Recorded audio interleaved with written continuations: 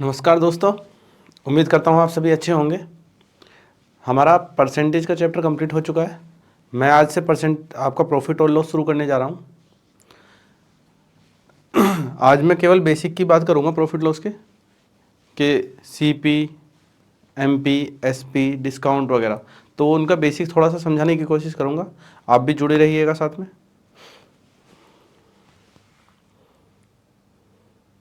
देखते हैं पहले क्वेश्चन से।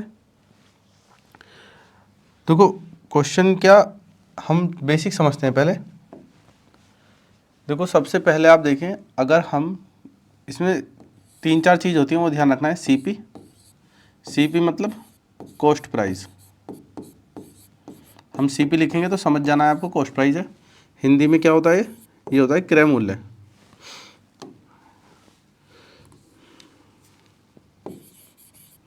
हिंदी में बोलते हैं इसे क्रय मूल्य।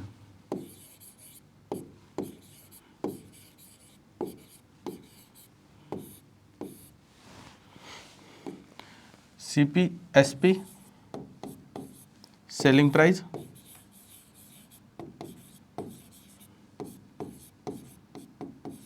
यानी कि विक्रय मूल्य या फिर बेचा गया मूल्य जो होता है, जो खरीद मूल्य होता है, खरीदा हुआ मूल्य, उसे बोलते हैं क्रय मूल्य, कॉस्ट प्राइस। एक होता है इसमें एमपी, मार्क प्राइस,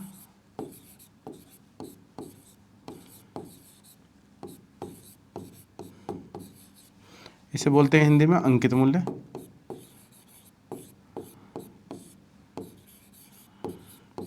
या फिर बोला जाता है इसे निर्धारित मूल्य। देखो बिल्कुल बेसिक से ही लेकर चल रहा हूं मैं।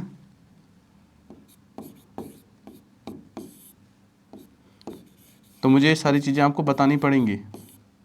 जिन बच्चों को पता है उनके लिए पहला सेशन हो सकता है कि किसी काम का ना हो, जिनको ये सारी चीज़ें पता हैं।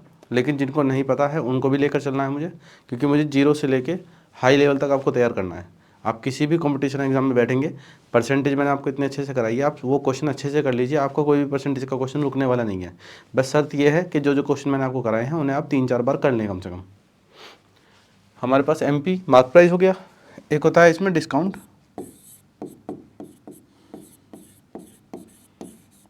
डिस्काउंट को हम डी लिखेंगे ज़्यादातर। इसको कहते हैं बट्टा, या फिर कह देते हैं इसे छूट। इंग्लिश में इसे रिबेट भी बोल देते हैं। ठीक। और बात चलती है इसमें प्रॉफिट और लॉस की। प्रॉफिट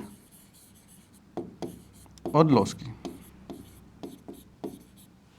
प्रॉफिट मतलब लाभ, लॉस मतलब हानि।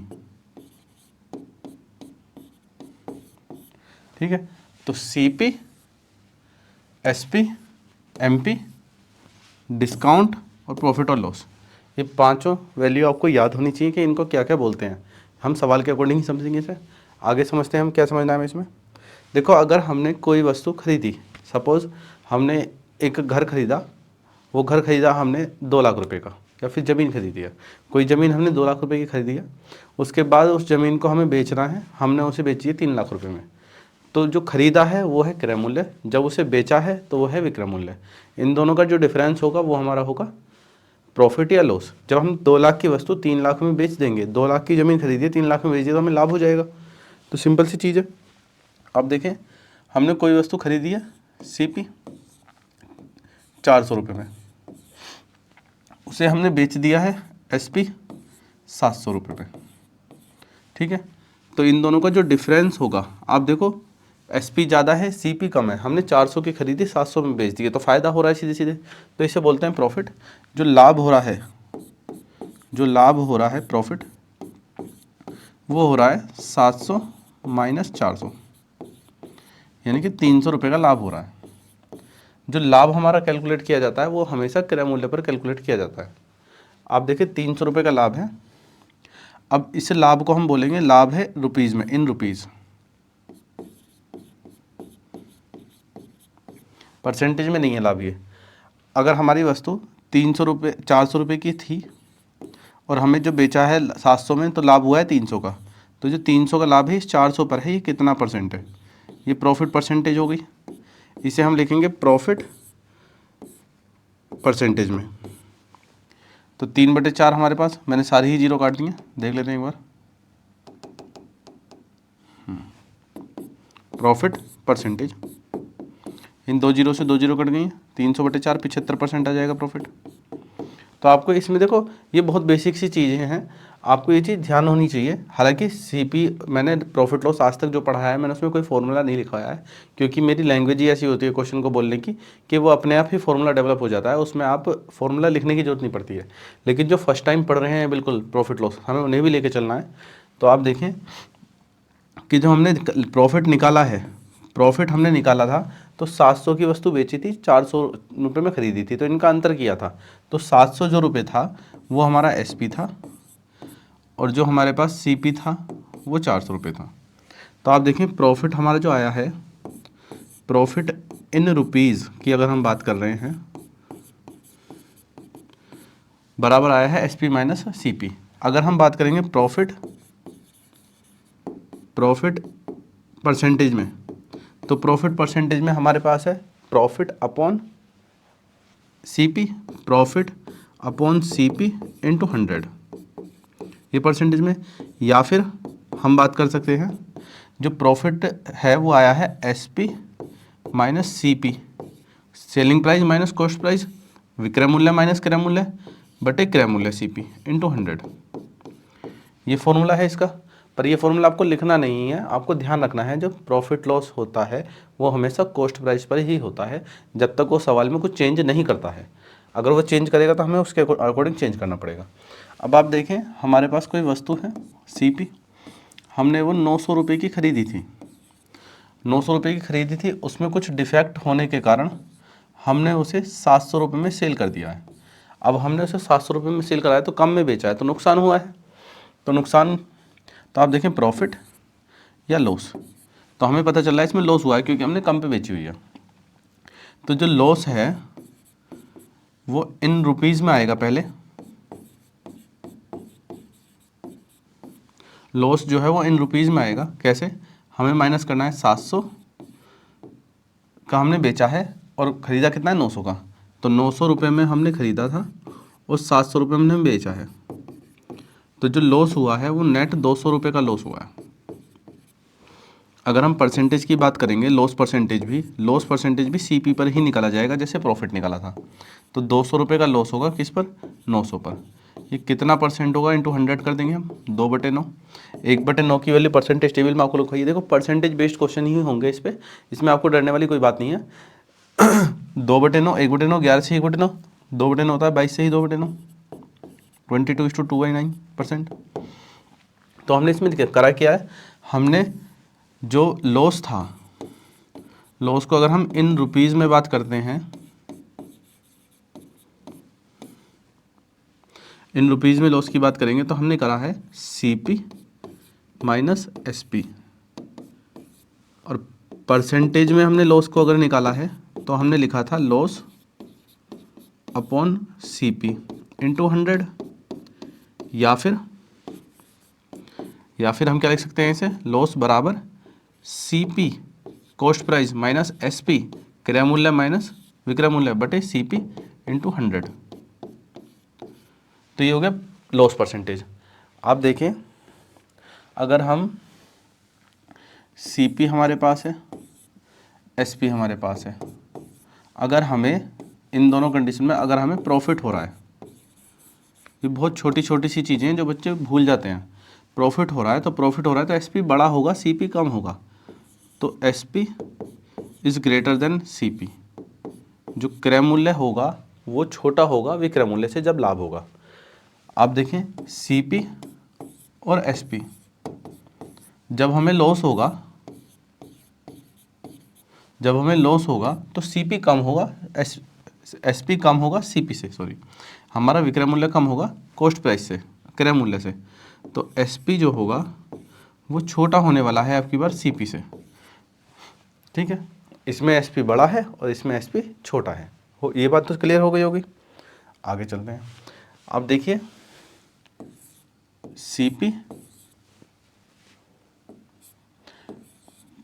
सीपी के बाद आता है हमारे पास एसपी, SP के बाद आता है हमारे पास MP। ठीक है, तो हम अभी मैं SP को हटा रहा हूँ, पहले MP की बात करते हैं हम। आप देखो मेरे पास कोई वस्तु का जो प्राइस है, कॉस्ट प्राइस, क्रय मूल्य, मैंने कोई वस्तु 200 रुपये की खरीदी है, मैंने उसे बढ़ाकर 240 रुपये का लिख दिया है। तो अभी रुपए की बात चल रही है, परसेंटेज की कोई बात नहीं चल रही है। आप देखें 200 से 240 करा है। भाई आप मॉल वगैरह में सामान लेने जाते होंगे, दुकानों पे सामान लेते होंगे, तो उन पे पर्ची रखी रहती है, चिट लगी रहती है, तो उस पर प्राइस लिखा रहता है, वो होता है मार्क प्राइस। जैसे आपने देखा, अरे लिवाइस की जीन्स लेनी है हमें, ये 999 रुपये की है, वो कह देता है चलो 10% आपके लिए डिस्काउंट है, तो 10% डिस्काउंट दे देगा उस पर। तो जो आप पढ़ते हैं प्राइस, वो ये होता है मार्क प्राइस। उस पर डिस्काउंट देकर जो प्राइस मिलता है आपके लिए, वो बनता है क्रय मूल्य, लेकिन शॉपकीपर के लिए क्या बनेगा, वो बनेगा विक्रय मूल्य। भाई कोई वस्तु आप खरीद रहे हैं, तो आप ग्राहक हैं, कस्टमर के लिए वो बनता है क्रय मूल्य, लेकिन जो दुकानदार बेच रहा है उसके लिए वो बनता है सेलिंग प्राइस।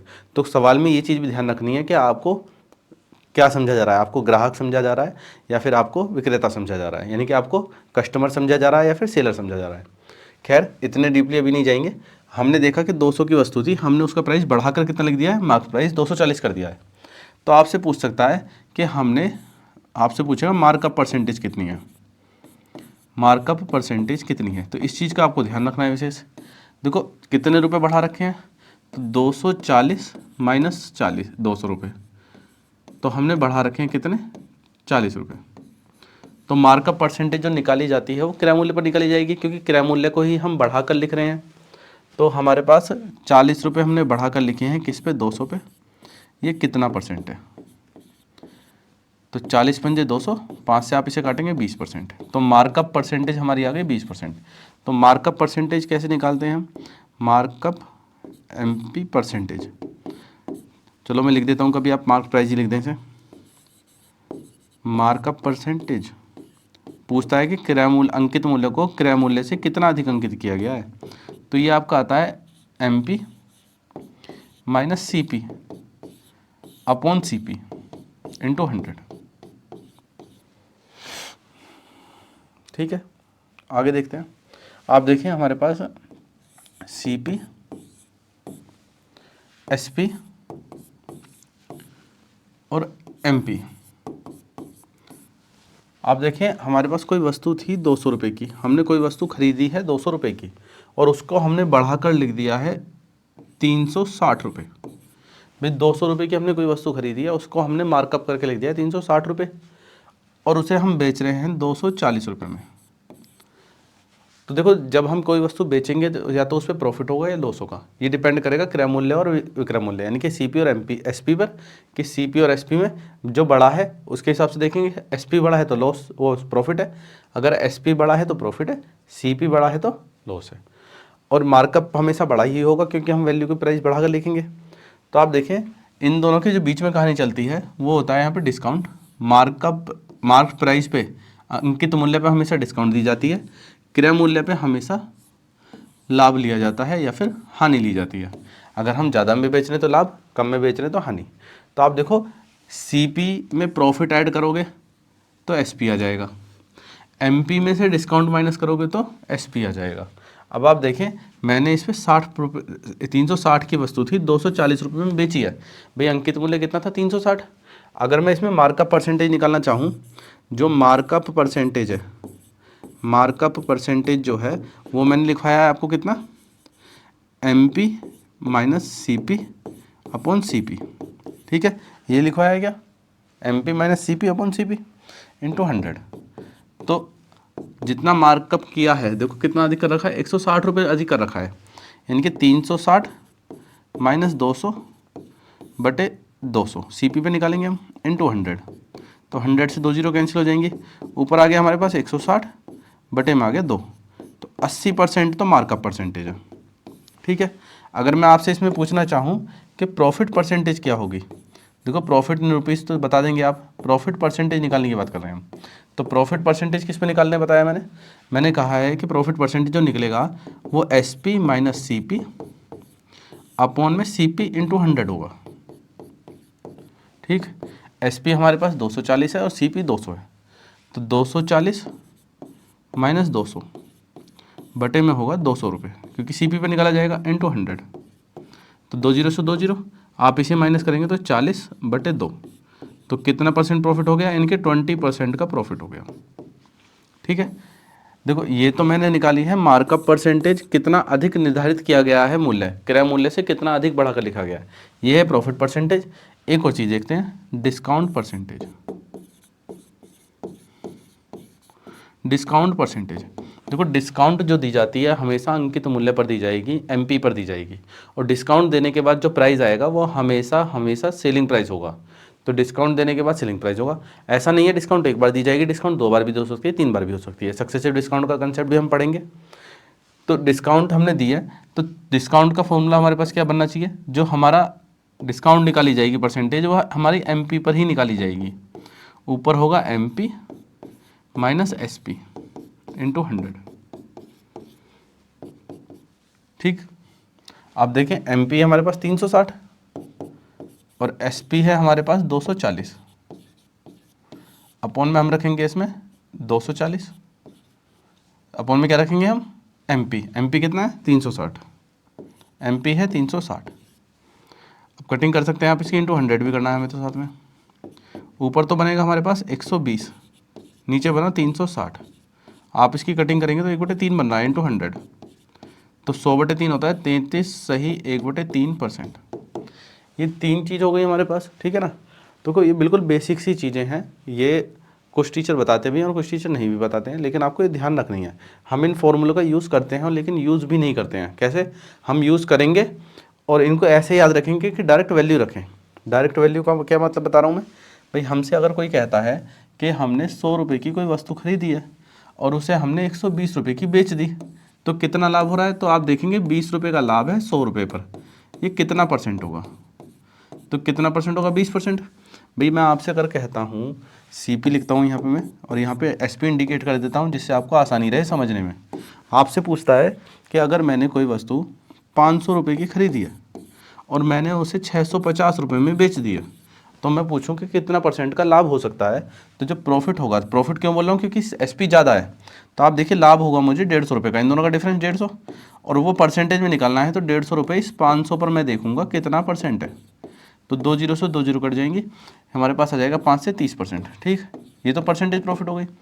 देखो ऐसे आसान आसान क्वेश्चन भी आपके एग्जाम में आए हुए हैं, एसएससी तक में आए हैं, सीजीएल में। आपसे पूछेगा कि कोई वस्तु का जो प्राइस है वो 230 रुपये का है, अगर मुझे प्रॉफिट उस पर 10% लेना है तो मैं उसे सेल कितने में करूँगा, सेलिंग प्राइस हमसे पूछा जाएगा। ठीक है, सेलिंग प्राइस उसने हमसे पूछा है, एसपी लिख देता हूँ। तो आप देखिए क्या करना है, प्रॉफिट जो होगा सीपी पर निकालेंगे, तो इसका 10% प्रॉफिट निकालेंगे 23 रुपये, इसमें जोड़ देंगे आप, तो 23 जोड़ देंगे तो हो जाएगा 253। तो देखो 10% प्रॉफिट हमने जोड़ दिया, लेकिन आप सिंपल सी चीज़ ध्यान रखें, अगर मैं 230 रुपये सीपी है, मुझे इसमें एसपी निकालना है, तो 230 प्लस 230 का मुझे 10% प्रॉफिट निकालना है और इसमें जोड़ देना है 0 से 0। आप देखेंगे 23, 230 प्लस 23 क्या बनेगा, 253। यही हमने किया था, लेकिन इसको इस तरीके से बार बार लिख कर नहीं करना है, कैलकुलेशन को मैक्सिमम हमें ओरल करने की कोशिश करनी है। ये आसान सवाल है बहुत।